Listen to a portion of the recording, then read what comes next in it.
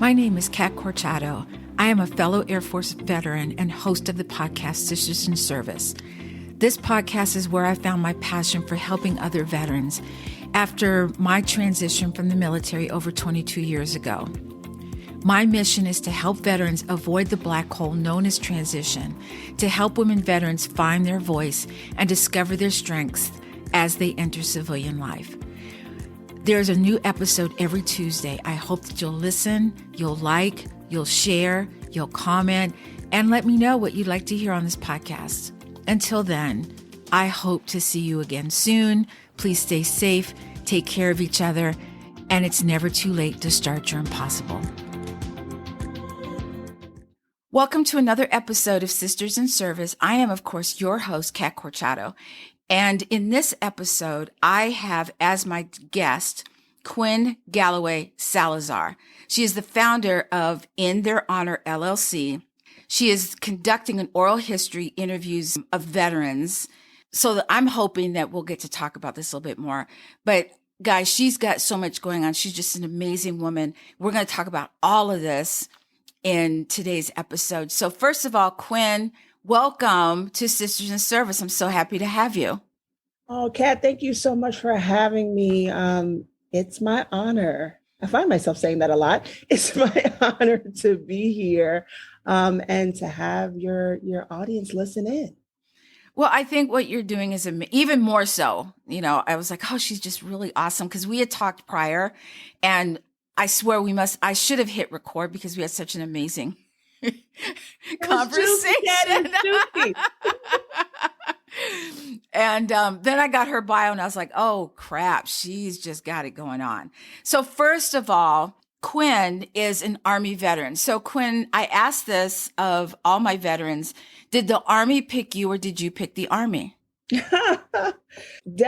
I think the right answer would be the Army picked me. Oh, do tell.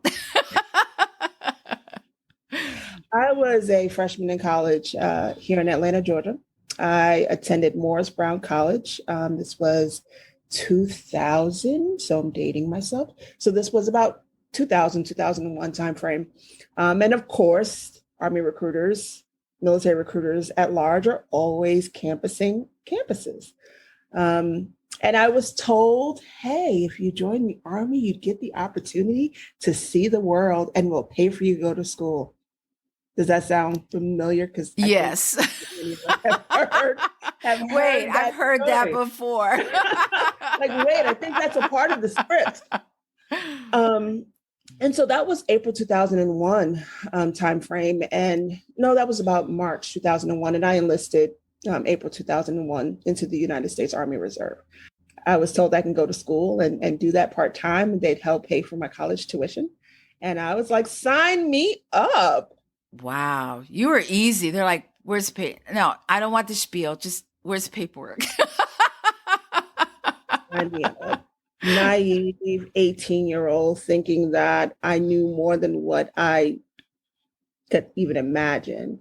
But if you think of the dates, April 2001, and when I enlisted, here I was thinking, okay, the last time we had a war was the Gulf War, and I was in the third grade. Surely I can do this enlistment and not see a war. A few months later, 9/11 happened. And that, like many, I don't see myself any different, that changed the entire trajectory of my life. Never would have imagined less than a month time. I graduated basic training in August and 9/11 happened. My duffel bag was still packed when 9/11 happened. And like I said, my life was just turned upside down from there. What were you thinking at that point? You know, because I got out in 2000. So 9/11 happened. I was a brand new veteran, so to speak. And I just remember thinking, and my husband's a veteran too, we thought, God, we really want to put the uniform back on. So what were you thinking in your young career in the Army? What were you thinking at that point? Honestly, I was thinking, what am I going to tell my parents, right? I sold them a dream as well, that I would be safe and nothing was going to happen during my term of enlistment. And I'm originally from New York, so my parents were in New York City when 9/11 happened. And so I finished basic in 2001. I finished AIT in 2002.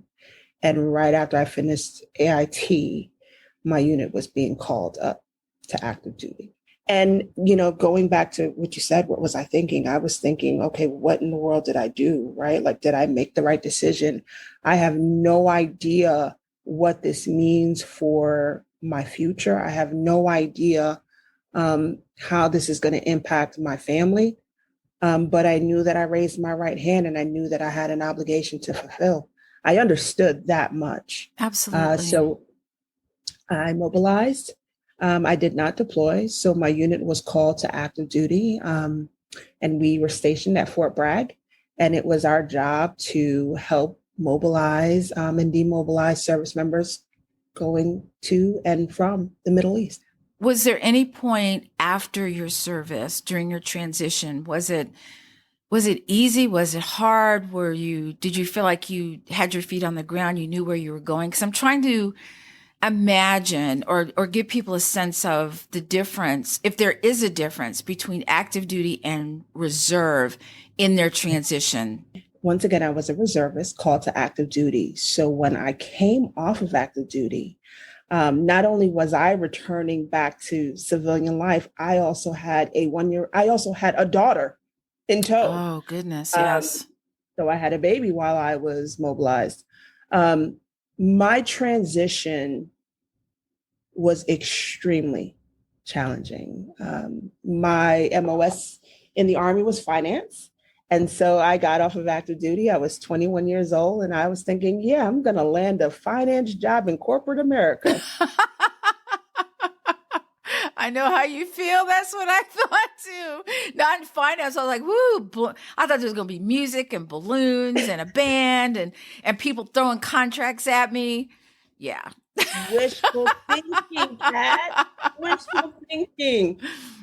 What I ended up facing, and this was one of the second points that changed my life, was I had an interview with a finance company. And here I am with a panel of interviewers and me, and we're in this beautiful building in Buckhead. I don't know if you've ever been into Atlanta, but it's a beautiful building. It's a gorgeous area. I mean, let's just face it. Gorgeous. And I'm sitting at this table and I am once again, I just got off of active duty. So I'm very just tight.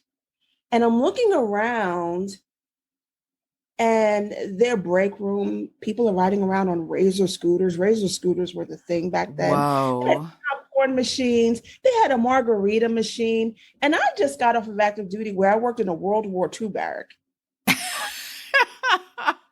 And so I remember saying, what a contrast. What a contrast, right? But the reality was there was such a divide between my understanding of the civilian workforce and the civilian workforce understanding of who I was as a woman. Yes. I remember leaving that interview and I got to my car and I just cried because I did not know how to translate my military experience into what they were asking an applicant to do in that finance role. And they couldn't help me because they didn't understand how to take my work in finance and transition it into their organization. But I drove away that day and I said, I don't know how I'm going to make an impact or change that, but one of these days I will. And I held that, right? That was the very first and last civilian-like employer that I ever went to because I realized that I didn't fit into that mold and they didn't know how to accept and embrace and cultivate me into their mold. Absolutely. But I think that when we start out, you've got, the round knobs and the squares, not in square, but, when people go into the military, it's almost like we morph. So the square doesn't fit in the square anymore because it's morphed, and the circle doesn't fit in the circle because it's morphed, but you don't know where it fits. I think that a lot of organizations, not so much now, but even back when I transitioned, that they skipped right over your service. It's right there at the top. It's right at the top. Yeah, it's right there. And they're like, yeah, you don't have a degree. And I was like, do you see that 20 right there? Does that hold any water with you whatsoever? And I told someone the other day, I said, I remember this guy looking like he's 12. I was sitting in the chair going, this guy's 12 years old. What is he doing interviewing me? Right. He has more experience than he has on this earth.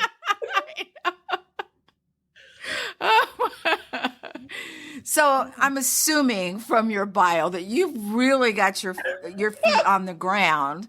But tell us a little bit. You were the founder of In Their Honor LLC. Tell us a little bit more about that. Sure.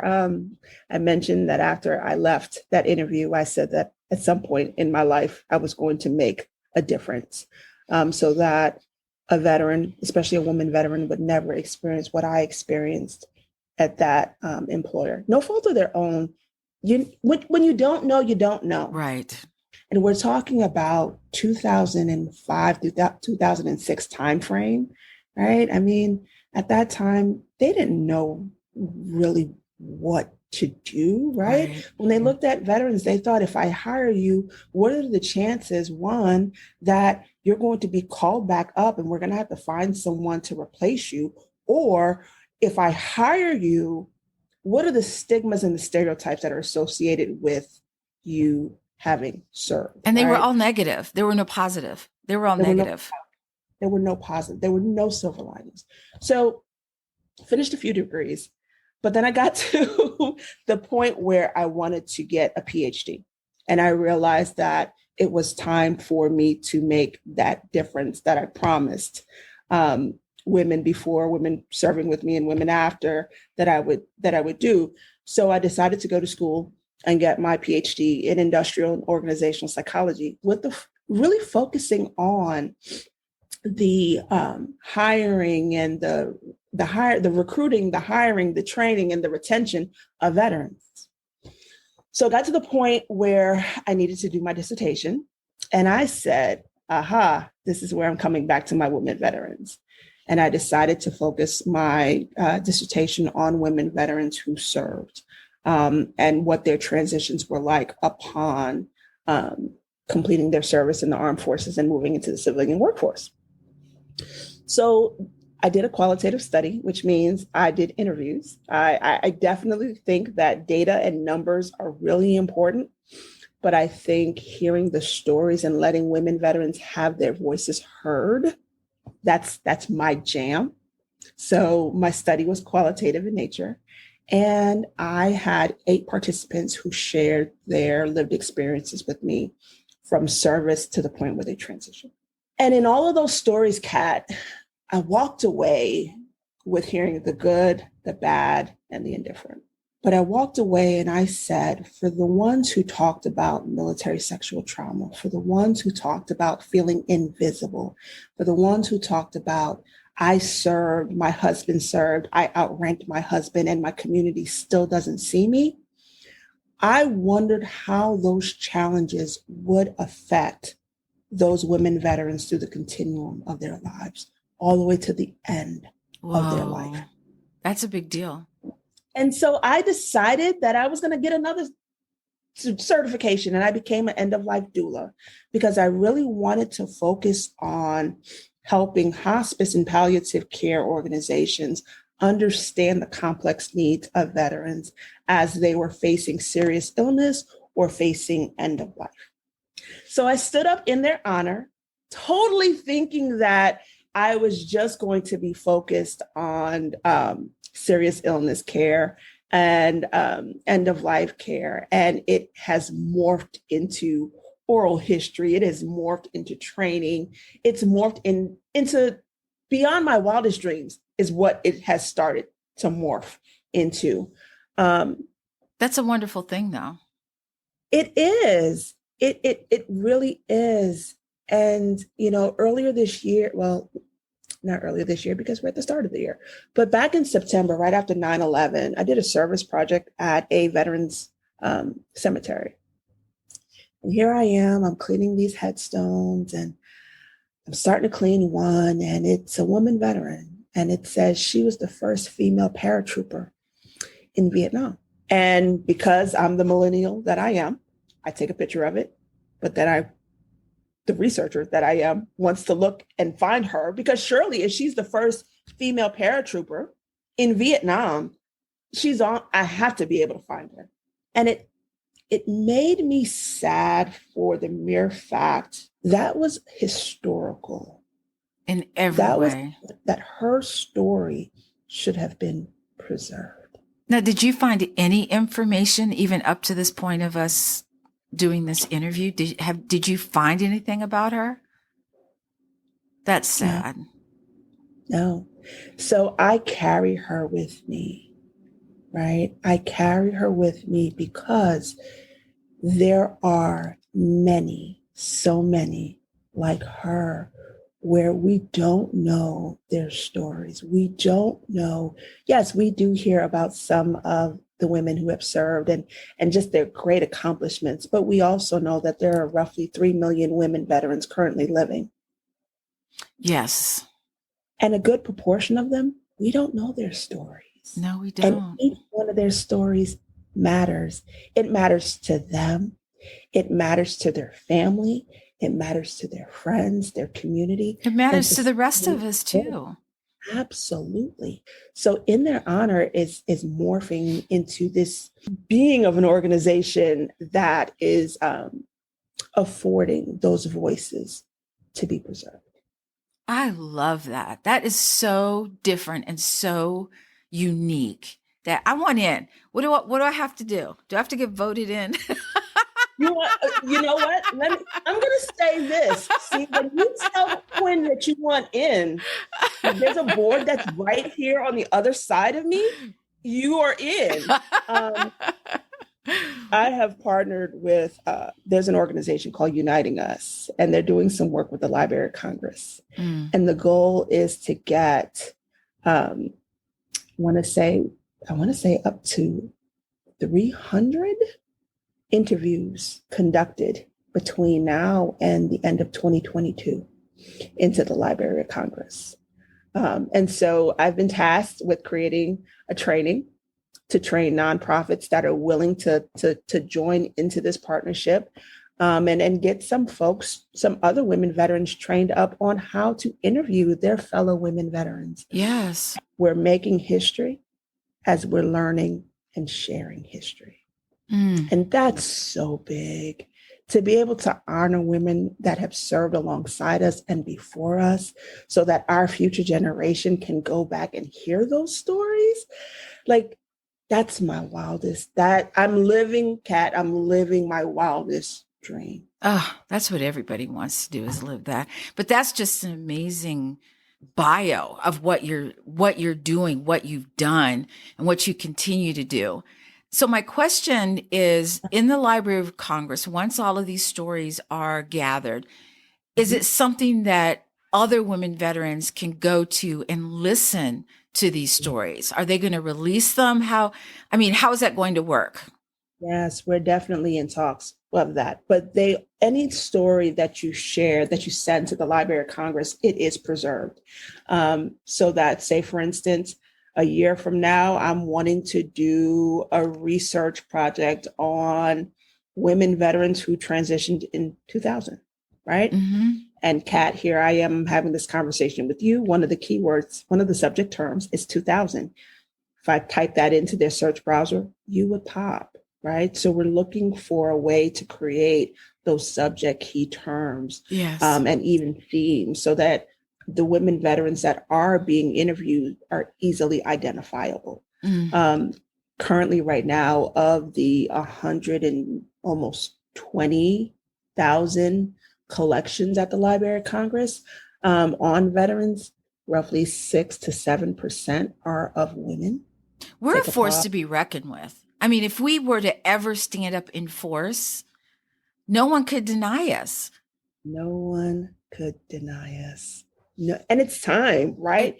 It's well past time. It's Well past time. time. Yes. You have, you think about, I was reading a story just yesterday on Harriet Tubman, right? Like, we've been leading the charge in service forever, and it's time for us to have a significant place in history, her story, whatever you want to call it. Have that space, because it's important, because the demographics and the way that the military is comprised now does not look the way it did 50 years ago. No. Right? The diversity is just big. But even thinking back years and years ago when women were dressing and acting like men, just to pass and be a part of the military and help in some form or fashion, that's a calling. I'm just going to say that's a calling. I want to revert a little bit back to helping women get into the civilian sector. What is the most common denominator that you see in getting women or organizations, civilian organizations, to help women veterans, for them to be a part of their organization? Is there a common denominator, or is it across, not across the board? Is it more depending on the individual person, or do you see one common theme across the board in getting these women hired for organizations? It's one thing to hire women in organizations, Kat. It's another thing to retain them, right? Right. Ensuring that they have the proper supports embedded in the organization to support them and to allow them to thrive, right? And when I think about thriving, I mean on a holistic level. Yes. You have veterans that are serving as caregivers that are needing to be in the workforce. You have some women veterans that are single parents. You have some women veterans that have their own physical and invisible wounds that you can and cannot see. And I think it takes, our civilian sector organizations to start understanding that the programs and the policies that they have been designed with the male veteran in mind, right? Not really taking into account that there are challenges that women face that maybe their male veteran didn't face. There are discriminations that women face that the male veteran didn't face. Right. And so creating more of these robust, culturally competent or culturally humble programs that bring women veterans to the table where they're having, peer support, right? Building that camaraderie that we survived, that we lived on in the military is big. Starting at an organization and saying, hey, whatever term you want to use it, this is your battle buddy that's going to be with you for the next 3 months, right? We'll do a 6-month check-in,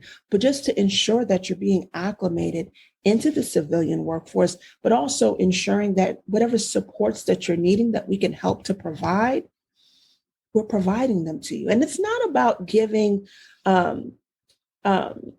special treatment to. No. It's really about, if we're stressing the whole diversity, equity, and inclusion lens, let's really do the doggone thing. And let's look at women veterans that are normally at a younger age entering into the civilian workforce than their male counterpart. And let's look at how can we sustain them and really make exceptional leaders out of them, allowing them to bring that leadership that they had in the military to the civilian workforce and grow. It almost sounds like there needs to be a veteran mentor in some of these organizations. You know how there's a mentor for when you transition and someone has been there, done that. Having that kind of, someone's having a hard time, that they can go to this mentor and they understand because they are a veteran. You know what I mean? They get it. And having a pool, right? Yes. Having a pool of them, not just one. Let's have an office. Let's have an employee resource group, right? That's what we're called for, an affinity group where you have a diverse pool of veterans that have been in an organization for a designated amount of time that can help shape and help bring that woman veteran in and learn the ropes and just, transition is there are moments, Kat, where I still feel like I'm transitioning. Oh, me too. I told people right? I got out it'll be 22 years this year. I still at some points feel like I'm transitioning. I think it's this, it changes over time, but as things change, you change and you feel like you're still, I don't like the word transition. I call it morphing. But, you're trying to always find out where you fit in. I find sometimes that people ask these questions because you almost have to have this sense of patience. Because even now people say, oh, you're in the Air Force. Did you fly? And I tell them I wasn't that important. That's basically what I say to them. And they're like, well, yeah, you were important. I said, thank you. But there were other jobs other than flying a plane. Mm-hmm. And so I kind of explain it to them like that. And I think I almost wish that they would ask those questions because sometimes they say, well, I don't know what to ask. I'm like, okay, so what kind of adventure would you like to? I'd go on a safari. Okay, fine. What would you ask somebody who's been on a safari and you've never been, so you have nothing to compare it to? What kind of questions would you ask? Right. And they start rolling these questions. I go, that's what you ask a veteran. There you go. What did you serve? When did you serve? What branch did you serve? Where did you go? Did you like it? Stuff like that. Veterans love talking about their service, but they're just not going to just come out with it. They're not. Because a lot of people are like, oh, you serve, oh, okay, whatever. And then they keep moving. You're like, what do I say now? Or you get thank you for your service. And it's just like, okay, that's awkward. You're asking me for what, right? Because you really don't know. I hate that term. Anyone listening to this, I hate that term. Please, if you're going to say anything, thank a veteran for wearing the uniform because only 1% of the population does. That means so much. It means so much when someone says that. So I'm on a campaign to get rid of that. But that's just me.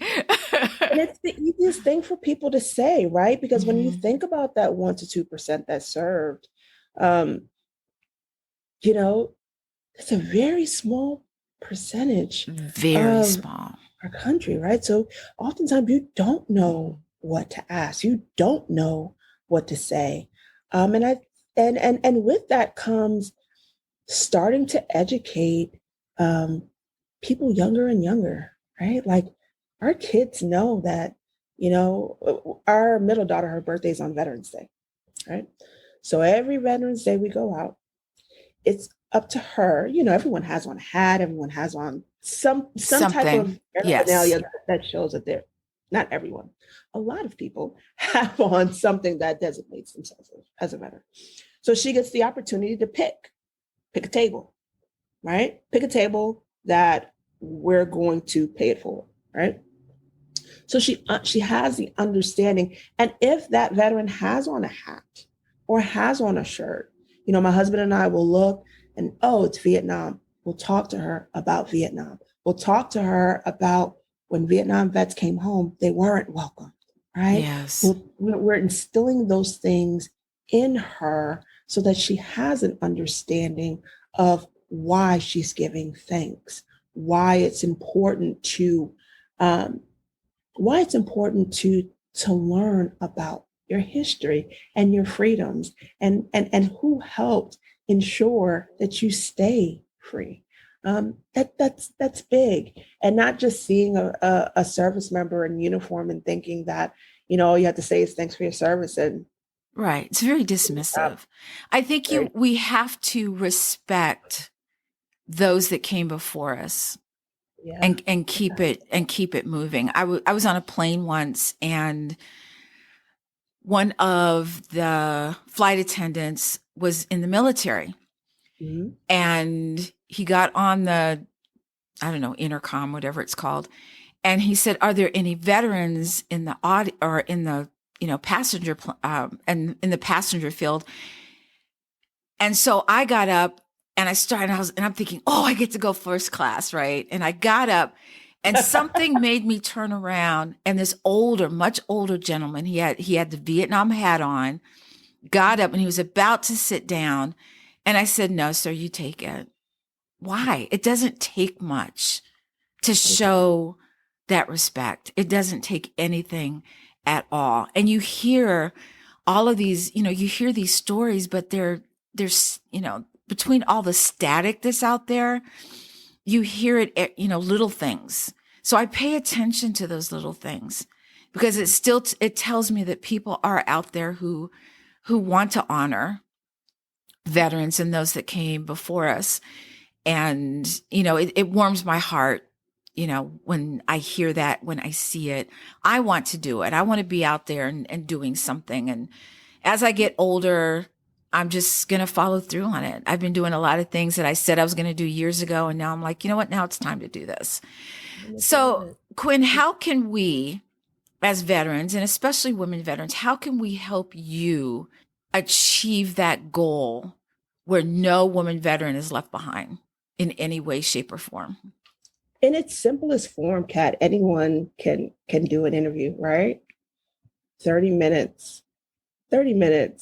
Send your transcript, send your recording, ask that woman veteran for a picture or two of themselves and send it to the Library of Congress. Anyone can do that on their own. Thinking about a larger effort, shameless plug, March 1st, we will have one of two webinars focusing on the voices of women veterans. And this first one is a multi-generational perspective where we're going to have from Vietnam to post 9/11 women veterans share their story. Have your audience join us, right? And then the second one, we're still carving it out, but it's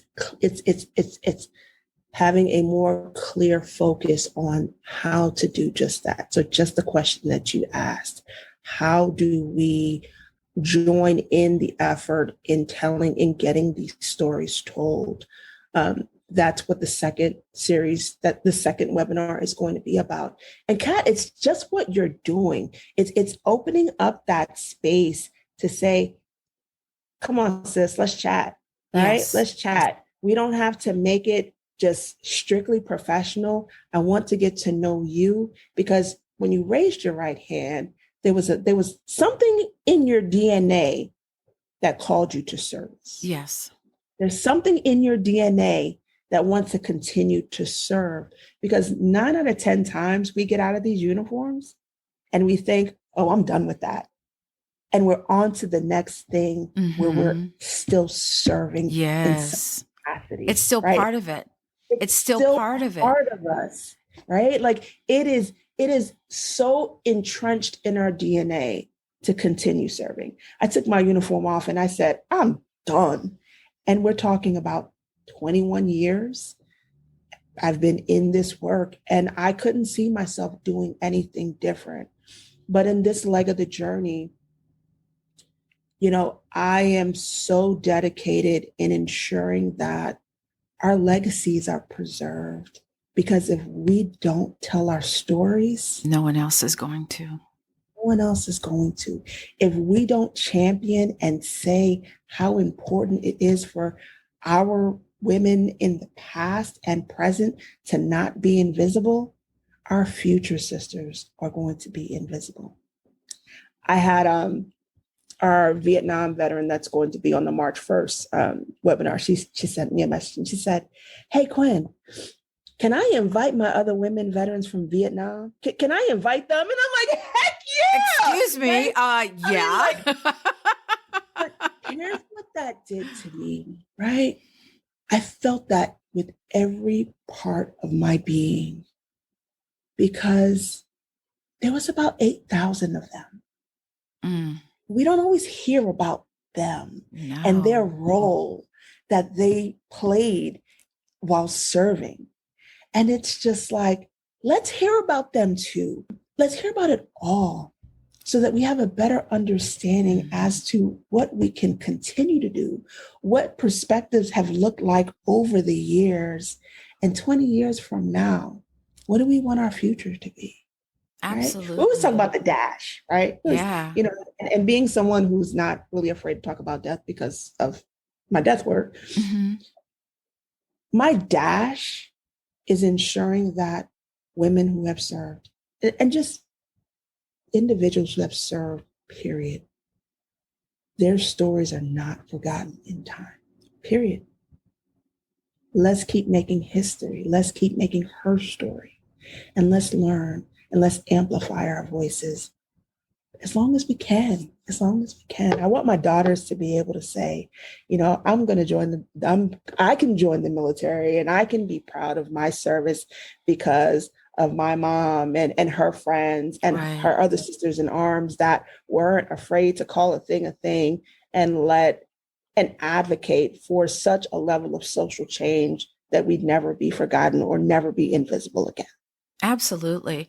I want to do a roundtable discussion of women who were in the Vietnam era and just hear their stories, because I think it would just be fascinating. But Qwynn, how can people contact you if they want to be a part of this Library of Congress, if they want to help you record these women? How would they get in touch with you? Yeah, you can definitely go to intheirhonor.info. That's my website, and you can fill out an information form there, or you can reach me directly at my email address, which is qgsalazar@gmail.com. And Kat, I'm going to assume that's going to be in your show notes. Oh, of course. Of course. Good. Of course. All right. Yeah, I'm a professional. Because I'm like, oh, geez, do I need to do the military alphabet and spell that out? I need to spell that Alpha, Bravo, Charlie, Delta. I have to go through. I'm like, wait, what is that? Oh yeah, Q, Quebec. I got it. Well, Qwynn, this has been such a pleasure having you on. And if anyone out there is listening and want to help, I will definitely have Qwynn's information in the show notes. I think that this endeavor is so important for us as women veterans and for those of us that come after us and our daughters, our granddaughters, our great-granddaughters, because they need to know about this, about how freaking fabulous their grandmothers, great-grandmothers, great-great-grandmothers were and are. Just saying. So Qwynn, thank you so much for being a part of this. I was so happy when you said yes. I was like, yes, because we were introduced from a mutual friend of ours, and it was just one of those things. We just hit it off right in the beginning. So as usual, you guys, I'm going to say, stay safe, take care of each other. Until next time, but I'm also going to add, it's never too late to start your impossible. I'm Kat Corchado, and I will see you next time.